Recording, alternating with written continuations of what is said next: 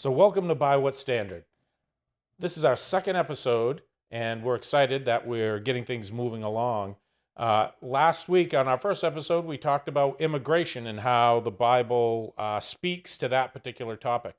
And it just so happens that this week has all been talking about how ICE has moved into the state of Maine and has been, well, looking for illegal breakers of the law. And Operation what? Catch of the Of the day. day. I got it. Yeah, Sorry. Operation Catch of the Day. Yes. That's what we're looking for. Catch of the day. Yes. So what we're going to do today is we're going to kind of stay on the topic. We're going to talk more though about how the government has a right to do that, to actually look for lawbreakers and defend our borders and things like that. But first, for kind of an update of what's been going on with ICE, we're going to speak to Mark today. Sure. Good to see you. You too. Thank you for having me, Vince. So, yeah. From Firm and also from the Maine Wire as well, our wonderful people over there, Steve Robinson and the crew over there at the Maine Wire.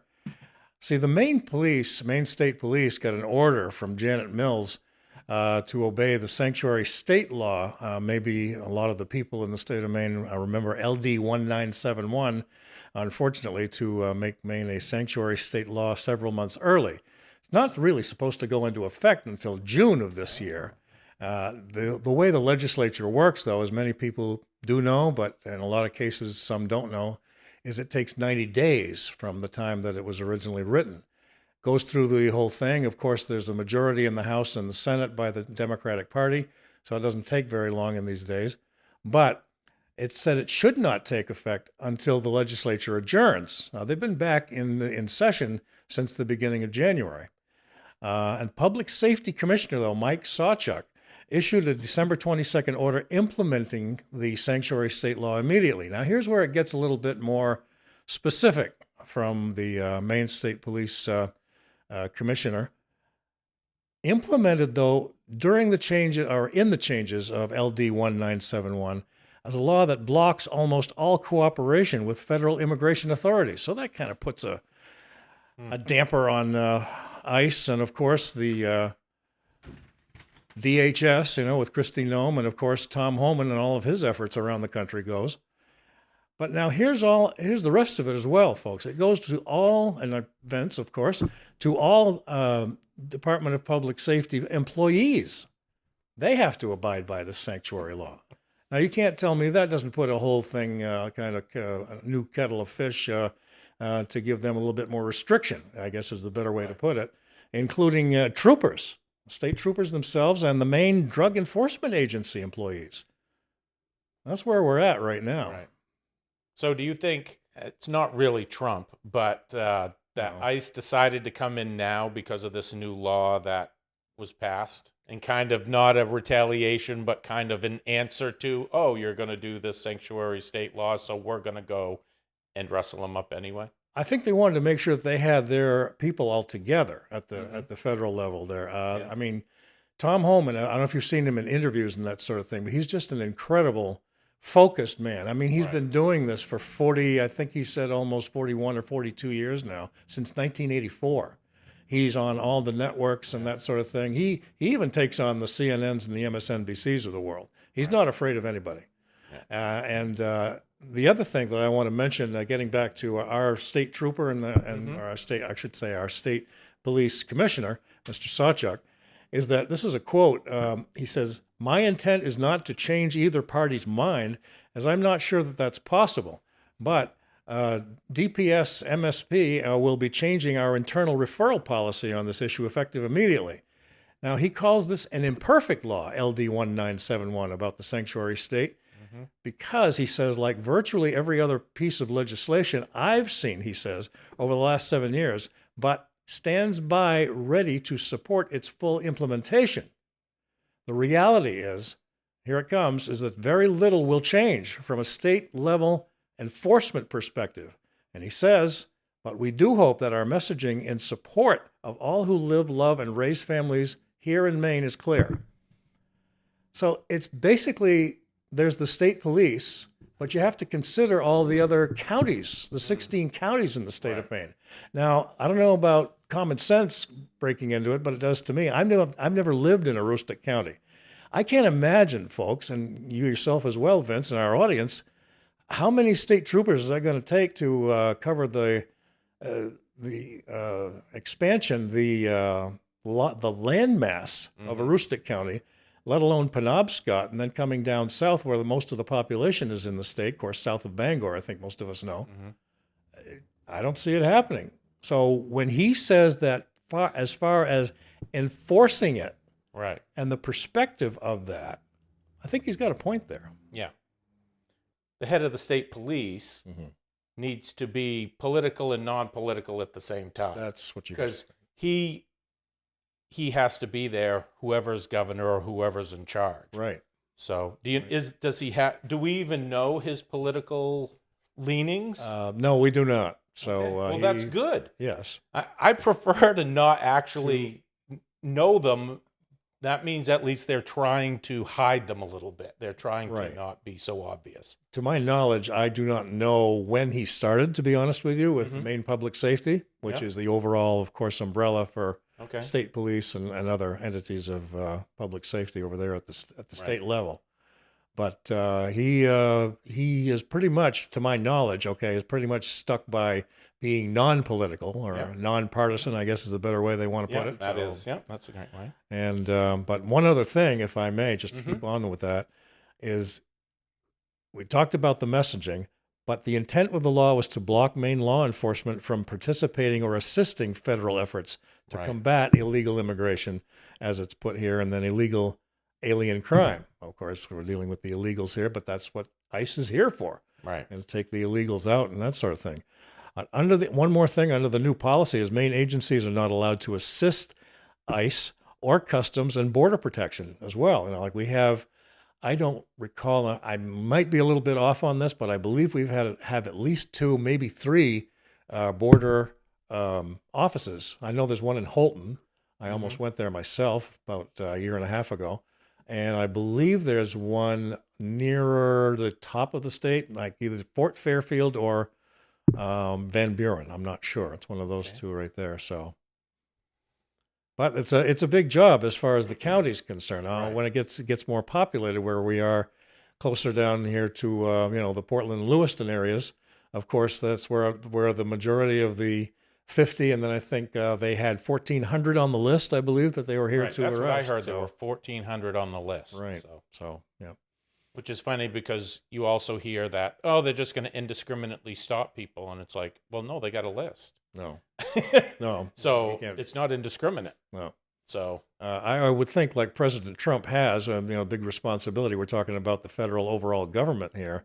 There's got to be a procedure at all cabinet levels. And it's not just, Department of Homeland Security. You just don't go willy-nilly. And the way the politicians keep talking, maybe not to go too much on a tangent, but at the same time, you can't just throw that out there and throw caution to the wind and say he's not doing his job or he's overstepping his bounds. It just doesn't make any sense. They're always saying one of those, though. He's never doing it right. No. He's either overstepping his bounds or he's not doing his job. It's amazing that they try to fight both sides of that battle like constantly with him. So we have a law in the state that says, I guess it doesn't say to break federal law. It just says don't help federal law happen here in the state of Maine. And we wrote a law in the state of Maine to do that. Right, but I don't recall reading that or studying that in school. Do you? I don't either. That doesn't make any sense. So hostile to me. Yeah, just a bit. So, but that's the whole idea of the whole sanctuary city, sanctuary state idea. Is like, no, we've decided that even though the Constitution's very specific, that the federal government is in charge of borders and enforcing borders, we're going to do everything we can to ignore that law because of whatever our reasons are. Right. Which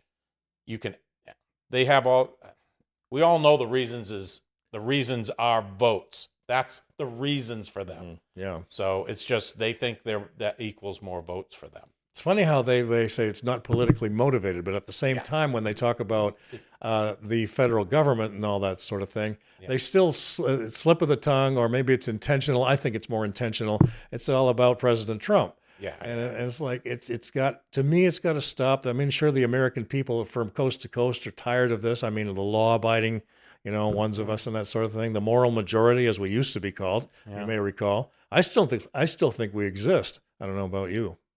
Well, yes, we do.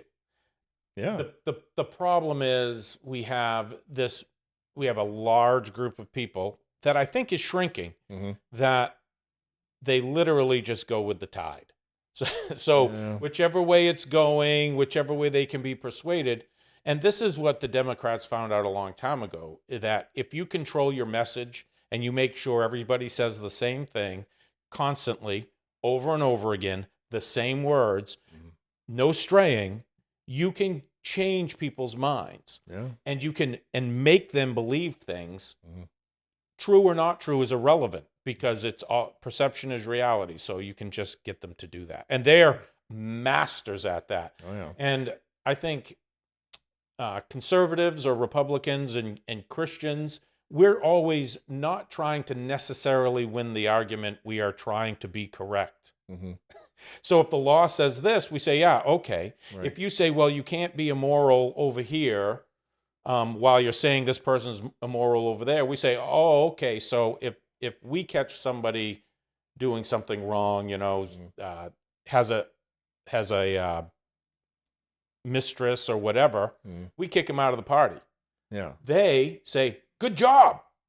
And they stand behind him 100%, and they don't do anything. They keep the person there. They change the messaging to he has the right to have whoever he wants to, and so they're really good at that. And we aren't, because we're trying to be more. It really is honesty about situations. Yeah. So it's kind of manipulation too. It's 100% manipulation. It's a brainwashing technique, actually, that they have down, but they have it down. It works well. Yeah. So how's this catch of the day working so far in the state? What's going on? Well, let's see. Meaning Janet Mills, there on December 15th, according to the information we got here, signaled her support in an op-ed, of course, published with the left-wing Maine Trust for Local News. I didn't even know this organization existed. So I'm in the process of researching it a little bit more. So we'll get to that. Not probably in today's episode, but we'll get more about it. But announcing at that time that she would allow the bill to become law without her signature. I think we've heard that several times. That she's going to let a whole bunch of bills that went through back in 2025 to just go through without her signature. Probably was even in the beginning of 2025. But the change in support came 1 month after Mills' decision to seek the Democratic U.S. Senate nomination that she's going after Susan Collins' United States Senate seat. It all has a reason behind it, not necessarily if it's a good one or not, and she can't say political anymore. Right. She was supporting the bill due to concerns over federal immigration policies under President Trump. There's his name again. But since December, revelations of widespread Medicaid fraud, here's the other part of it right here, and benefits fraud rocked the whole nation, for that matter, as Minnesota, as we all know, I think, but with the vast majority of those implicated having historical ties to Somalia. Hello, we've got Somalia right here in our own backyard, Vince. We've got the Lewiston one, which is the gateway community. Yep. There's another one, and I think it has both offices in Lewiston, and I believe it's either Portland or South Portland. I don't know if you've heard of it or not, or the people have heard of it or not in our viewing audience, but it's the Somalian Community Center. Oh, it's the Gateway Community Center. So let's say. So they finally put the name Somalia on it, and now there's been a lot more of that, and they're going to really start hammering down on that. As a matter of fact, one thing I do remember, I don't have to have it here with me, but I do know that after reading it, is that the Department of Homeland Security, or ICE itself, also has Homeland Security Investigations, which is yet another subdivision of Tom Homan's, responsibilities out there. Among the whole thing going across the country, but obviously focused now more on Minnesota and especially now in Maine. There's a lot of things going on in Massachusetts about it. There's other places in Ohio that I've understood is being focused on. So there's the other two right there that I'm sure ICE and Tom Homan and his Homeland Security investigation crews, they go by like 3 or 4 guys at a time once they've focused on a particular office that they want to go and check out. Right. Because they found in some of these, well, the other two examples to point out, I wanted to say this real quick, is that they have the Gateway Community and the Somalian Community Services. There's no people there. Yeah. Only 1 or 2 people had come to the door when someone knocked on it, and there's no kids around. Right. Couldn't find them anywhere. Right. And they were putting the cameras, even with Steve Robinson and his crew, and John Featherston. I want to give him a lot of credit here. He does a lot of searching on these places. He couldn't put his camera up there with his cameraman, and no children to be found, no parents to be found, no even playground or play toys or anything of that nature. Something fishy going on here, Yeah, wow. or something's not right. So, do you know how many arrests we've had so far, or? I haven't seen a figure yet. Okay. So it's I'm sure it's more than 50 by now, but I think I heard like over 100 so far. I heard It's more. been only 2 days as we Yeah. record this. I will say this when we're doing this program, it's a little bit over 200 and maybe closer to 300 by now. Oh. Yeah. Okay. It's getting up there. Yeah. Well. Yep. Good. You know, Yes. I like. Yeah. We don't want lawbreaker. I know. I saw one story because We have to be practical about it at the same time. yeah. Well, because ICE is putting out every now and then. You know. So hey, we just arrested this guy Yeah. who's in the country illegally, who has been arrested in Maine 5 times on 5 different charges. Right. And they just get let loose again. So you have an I illegal know. alien just breaking the law over. I mean, we're talking assault Mhm. and all sorts of things like that. Oh yeah. And then they just let him back. They just let him back out. Yeah. And it's like, what? Why? Mhm. And yeah. So, and meanwhile, you know, Janet Mills says they're indiscriminately stopping people and arresting them. I just don't understand. And the other thing I can't understand is like, how can they say that they're say they're legal citizens of the state of Maine? Yeah. I don't get that. That's not possible. Well, they're not. And then so why would ICE be here? Oh, I mean, but go ahead. the funniest thing that I Yes. heard. Go right ahead. This is great. I don't know Sure. if you have more on it or not. That's all right. Somebody from, I think is it Cumberland or York? One of those counties Counties, yeah. had a correctives officer Okay. arrested because he's not legally documented in the country. But Okay. but he was issued a license Uh-huh. under some other law at some point that was never pulled from him, and they never did a background check when they hired him as a corrections officer. Oh my goodness. So they went in and his superior is defending Mhm. him, not the arrest. They're saying, "Oh no, they shouldn't have arrested him. He's a good guy. He does his job great." Mhm. And it's like, Yeah. but he lied. He has a invalid license, or if it's a valid license, it's because we just give licenses to anybody, whether or not your status in Maine. Yeah. It's amazing to me. But that was the funniest one so far. That is a is correctives just- officer got arrested in the state of Maine because of the awesome vetting that they do. Yeah. So anyway, so that's just incredible. yeah. So we're going to talk about why do we care about this? Mhm. What does the Bible have to say about an agency in the government that is just there to enforce this law? Now, we talked about immigration last week. There's nothing wrong with immigration per se. It's legal in this country when you do it legally. No. But a lot of people don't do it legally, and then they wonder why they get in trouble. And we talked about some of that last week. Yes. So we're going to talk about a little bit about why it's okay or not okay. What does the Bible have to say with police officers going around, arresting people who are in this country illegal? I know it sounds. Why is it okay to arrest people who are breaking the law? In a way, that's all I'm really saying, right? Yeah. Why is it okay for the government to arrest people who are breaking the law, Mark? Yeah, right. I mean, this is a hard one to figure out. So, Well, but yeah. the Bible speaks to it, and so we're going to speak to it. Sure. Okay? Absolutely. Yep. So, first, and I have these under headers, and then I'll try to unpack it a little bit. Yeah. Biblical justice requires distinction, not emotion. In other words, justice is something that it's true. Yeah. Okay? That's something that God implemented, right? He is a just God. Yes. And God does not implement justice emotionally. No. So, some That's for passage, sure. huh? That's for sure. That's for sure. He's God. Yeah. So, Leviticus: you shall do no injustice in court. You shall not be partial to the poor or defer to the great. You see how that goes, right? Either Yes. one. Right. It is not good to be partial to the wicked or to deprive the righteous of justice. That's Proverbs 18:5. I'm sorry, the first one was Leviticus 19:15. So so that verse says you shall not be partial to the poor or defer to the great. No emotion involved in there. You don't look at the person and look at his shoes and say, "Oh, he's a rich guy, so I'm not gonna apply the law to him." And you don't look at a guy and say, "Oh, I feel so bad that he's down and out, that even though he's breaking a window over there and stealing stuff, that I don't apply the law to him." Emotion isn't part of it. Right. Okay? Yeah. Justice is justice. And the best we can get is actual equality under the law. Right. Which, geez, I've heard that statement before somewhere in some of our great documents, right? Equality under the law. Well, yes, true.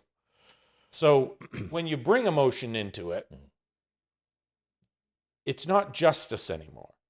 It may be okay to have it can be mercy, or it could be impartiality to the wrong way, right? It could be that you're over harsh to somebody because of the way they are or who they are or whatever. Yeah. That's not right either. Okay? But mercy isn't the government's job. And we'll talk about that a little while.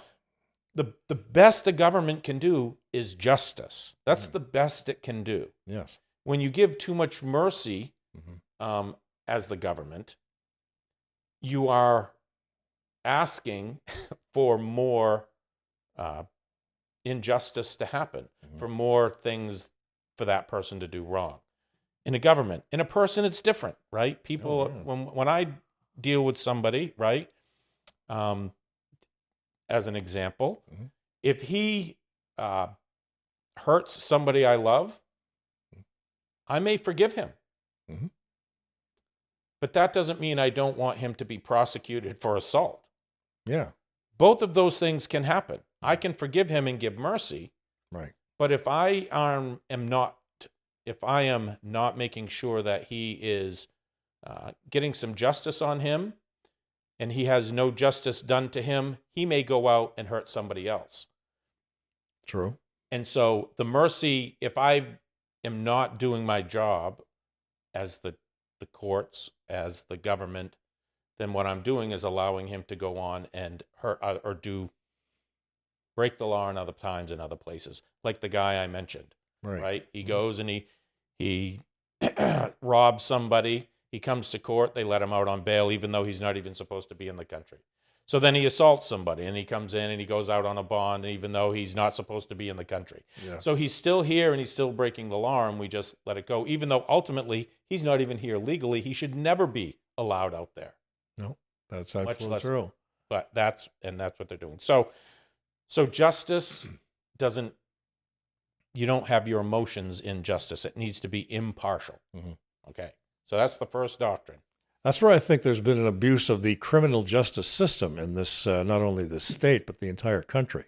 Right. Now, I would like to have at least a talk at some point with Mr. Sawchuk here, the commissioner of the Maine State Police. I guess just leave him at that. But and also like to get, maybe if possible, get in touch with some sheriffs in the counties, because that's the next level down. But at the same time, see what kind of instances and things that their deputies are running into as far as this whole thing with illegals and reports and things of that nature. Because you're right, and the whole thing about the Democrats. I say I'm not going to say there's a lot of softy Republicans out there. Don't get me wrong. I just want to be equal opportunity to equal blame going on out there.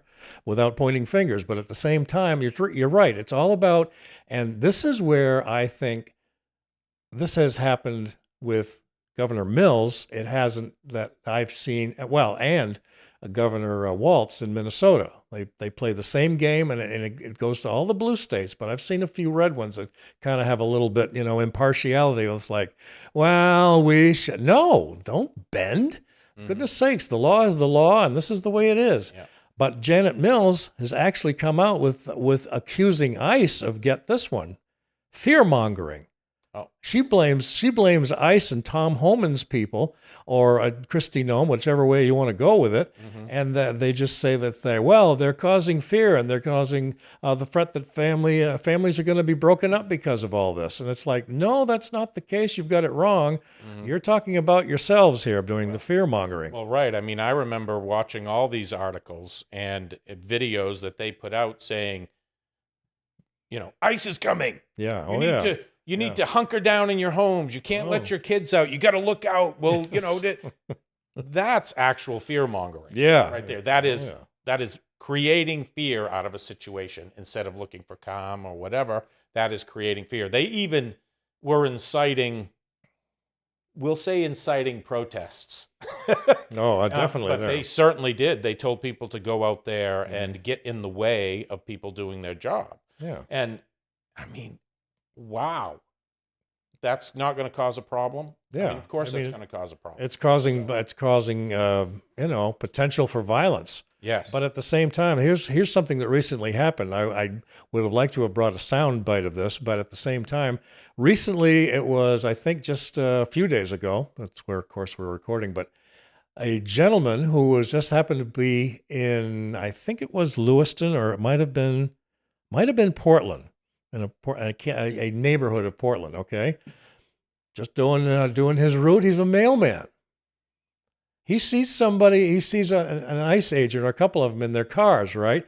And he starts laying into them as far as like accusing them and say, hey, what are you guys doing, and all this sort of thing. I'm not going to repeat anything they say. Actually, he had a few, shall we say, expletives. But at the same time, he was trying to get on their case and say, you guys shouldn't be here, and he's doing this and that. And I'm thinking, now, you know what?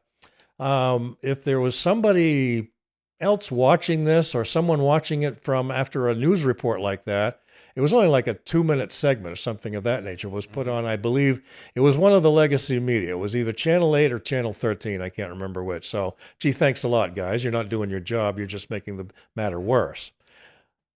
Get in touch with that post office and find out, hey, who is this guy?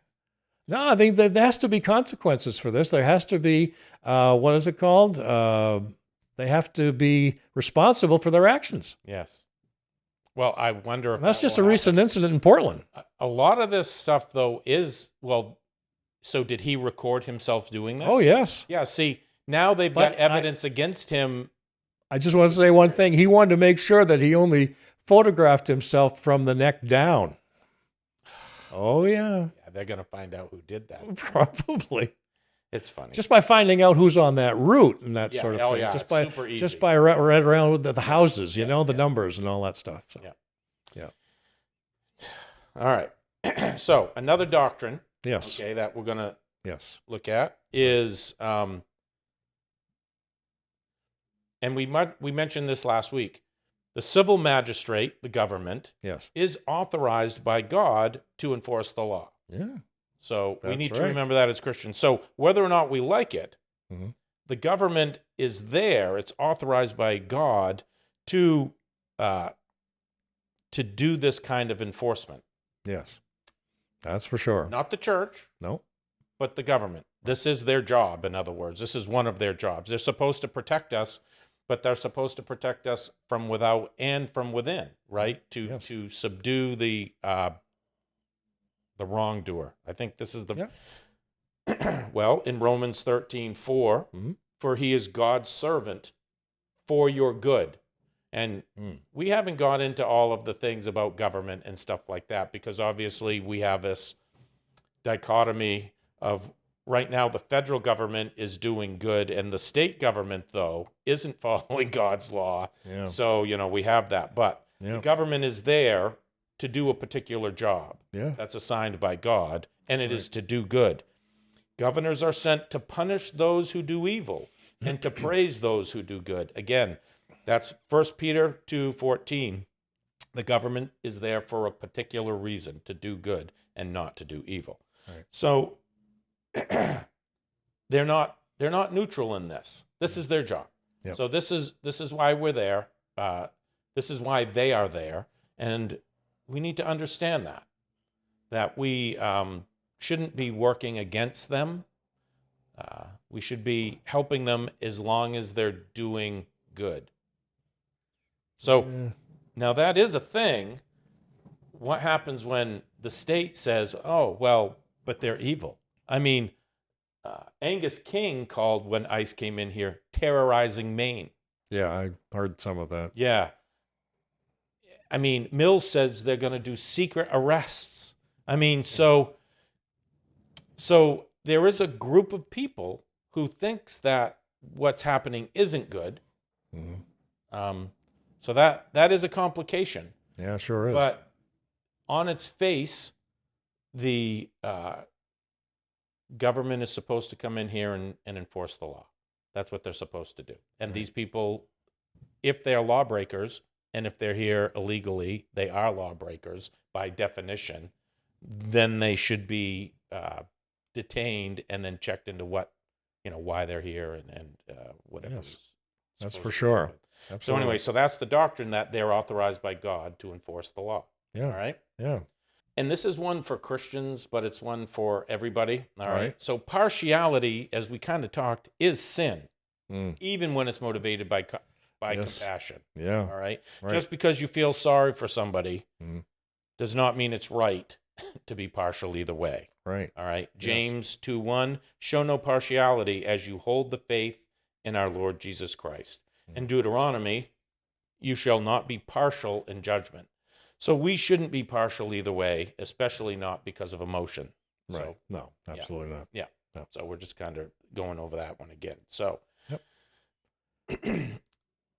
So the next one is fear does not define injustice. And so we've talked about that. Yes. So just because someone is afraid of something does not mean it's wrong, Mm-hmm. especially if their fear is because they have broken the law. Mm-hmm. So Yeah. that is a righteous thing to be fearful of. Mm-hmm. What you should do in that case is repent. Mm-hmm. So again, Proverbs, the fear of man lays a snare. In other words, when you're afraid, you do things wrong.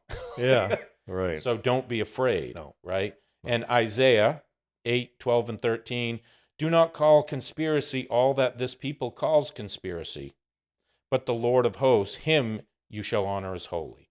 So again, that's just the whole thing of just because certain people, a certain party, explains it in a way that says all these people are fearful, all these people are scared because ICE is coming. Yeah. So because they're scared of that, what ICE is doing is wrong. Mm-hmm. See, that's the part Right. that you're expected to believe. Right.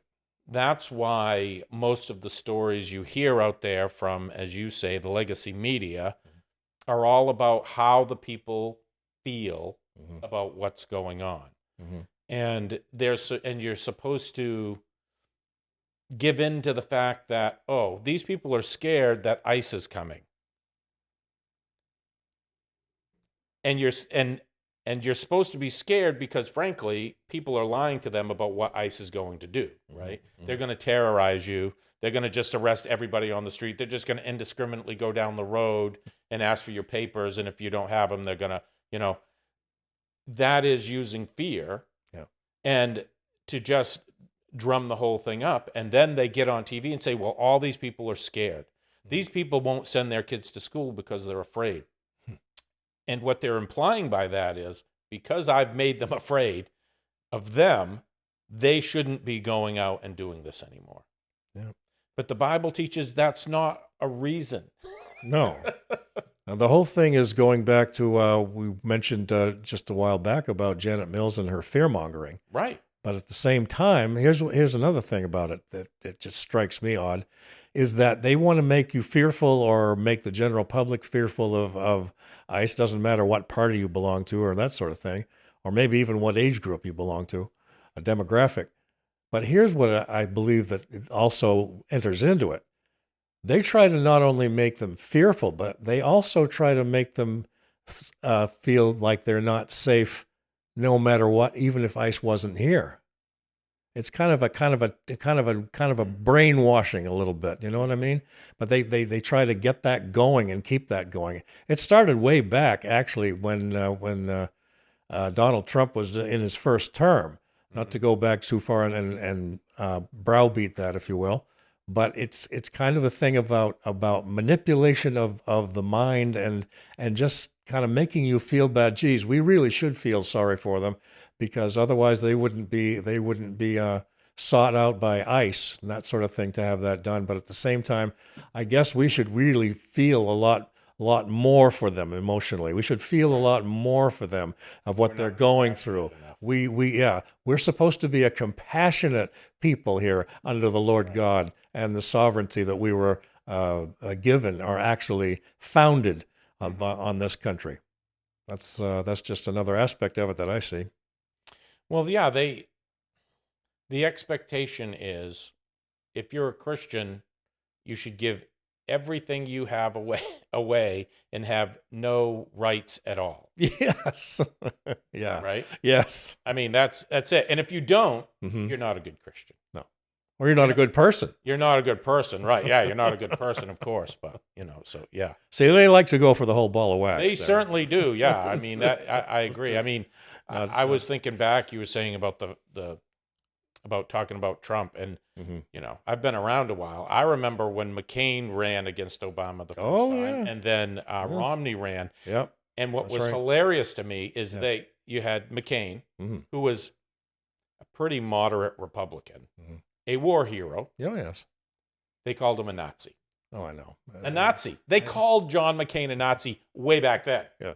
And then a prisoner of war, by chance. I know. You know? And then Romney, who's he's so liberal in his politics. I don't even know why he considered himself a Republican. I don't either. They called him a Nazi. Yeah. So they've been doing that for a long time. I mean, this is page 1 of the playbook. It's like, whoever runs against me, as much as we like him and agree with him, it doesn't matter if they're not a Democrat. If they don't have the D, they're Nazis. Yeah. So we just got to go down that road. Almost makes me want to just go back and take a page out of Ronald Reagan's book. There you go again. Yeah, exactly. Yeah. It'd be super easy. Yeah. So fear does not define injustice. Just because they're afraid. That's right. Doesn't mean they're being unjustly detained or right. gone again. Law's got nothing to do with it as far as they're concerned. Exactly. It's just about, you got to be nice enough. And so the last one is kind of more of a separation, right? So mercy belongs to the church. Yes. Justice belongs to the state. As was mentioned, exactly. And again, so we have there's two different spheres there. And actually it's sphere, it's a whole sphere theory that maybe I'll tell you sometime, but it's a reformed theory. Okay. And, but the church is there for its particular job, right? And that's to take care, actually, the church is there specifically to shine the light of the gospel and share that with everybody, and to take care of its people. Right. Take care of its people first, actually. And then the overflow of that goes to the rest of the world, but you need to take care of your people first. So that is the job of the church, right? Is to edify, teach Jesus, and through that be a witness to the world. Right. And take care of the people that are the body of Christ, because the church is the body of Christ. Depending on what it is, of course, you have to take care of your followers, and you have to take care of the also the ones that are bringing the word on a regular basis, whether it be weekly or every other day or however set up that is with the particular church. Yeah, the body. All right, we're the body. So that's the church's job. Yeah. But justice is what the state is supposed to do. That's their job. Yeah. Okay. The render unto Caesar the things that are Caesar's, and to God the things that are God's. As our All Lord right? Jesus said. Exactly. Do justice, love kindness, and walk humbly with your God. Mhm. So our job is not to enforce immigration, but it is also not our job to get in the way of the institution of government that God set up. And again, there are limits there as long as your government is good, as I've mentioned, and that's a thing. God gave specific roles to the government, and that is to be good and Yes. to enforce good. So Yes. all the bets get all messed up when they're not doing that, when they're enforcing evil instead, okay? So that's a different discussion, which we certainly will have, but not today. Just they are different roles, and so the church is supposed to do its thing, Right. and then which is to get rid of fear, to make sure things are done compassionately, Right. to inform the actions of the police and all that, to be compassionate when you can be compassionate and gentle when you can be gentle in detaining the evildoer. Yeah. But they're still to be detained. It's not our job to get in the way of that. Well, one just real quick one on that one, Yeah. Vince, and that's a good one. You have a good point when you talk about that, because it all comes down to in the way of law enforcement as well, separate from state and church, of course, or religion, whatever way they want to put it. But it's the whole thing. Respect. Mm. You got to show respect, but at the same time, you got to uphold the law. But at the same time, you got to protect the people who you're Right. serving, Yeah. and just go about things that should be watched and otherwise, but also be informed at the same time, not to be a little bit too apprehensive or a little nervous when it comes to certain people or certain things that happen within the church or even without the church, Right. outside the church is what I'm trying to say. Yeah. We need to remember, that the people that ICE is arresting here in the state right now, because this is the context, they are people too. They were created in the image of God. True. And they deserve respect. Yes. In that. Mm-hmm. And that's why I couch it that way, though. Sometimes, I heard a story about a man who was, going to be arrested, and he was with his kid, and then he ran away. The man ran away, leaving his kid. Wow. And so, so the police took care of the kid. Yeah. And of course, that was told that they had arrested a 5-year-old. That's how the mainstream media framed it, as they arrested a 5-year-old, because the man that they were trying to arrest ran away and left his kid there. So right. But you need to make sure that we are respecting the people, and that ICE does that. That they don't use too much force when force isn't necessary and all that to do that. I haven't seen any of that. No, I've seen a bunch of recordings of ICE detaining people, usually put out by people who are saying, "Oh, look at that! Look how bad they are. They're arresting somebody," and it's all very calm and nice and gentle, and so when respect is given, respect is given right back to these people who they're detaining. So. Yeah. Unless someone's trying to get in the way with a placard. Well, I know that's neither here nor there, I suppose, too much. But this is what they call justice in their eyes, and it's wrong. It's rhetoric, and it's leads to what we just talked about earlier, and the whole thing about it can lead to violence, but they don't see it that way, and I don't understand why they can't see that way. The protests in Minnesota, they started it as violent. Oh, so totally. They pushed it. And that's why there's been tragedies there. It has. I'm very glad it hasn't happened in Maine like that. No, I certainly hope it doesn't either. Yeah, me too. So, but the rhetoric is pretty harsh. It is. So they're trying to heat it up. Yep. So, yeah. All right. Even I even heard about the Pine Guard. I don't know if you've heard that. Have you heard about the Pine Guard? Maybe. What they were Go ahead. trying to start. I know it was going through Maine community on Facebook and stuff Okay. like that. So, All right. and I was very worried about it, frankly, when they start, because we can't respond in the way that they're responding, because now now you have two sides that are wrong, right? Mm-hmm. So, but no, the Pine Guard said that what they were going to do is infiltrate all of these protests to record. And so Okay. anytime if they were being aggressive or whatever, they would have record of that, Okay. and that they would then, supply that to the police. Just the record of the protesters breaking laws and being inflammatory and things like that. Now, I haven't heard anything else about it, Yeah. except that they were going to do that. Right. And I wonder how it was effective just to say that was going to happen. Because they were Yeah. told, we're going to be in all of them. We'll be at every protest. Uh-huh. And we are infiltrating every single one. So I thought that was interesting. Interesting. One reaction to that is like, okay, where are these recordings going to, and who are they going to?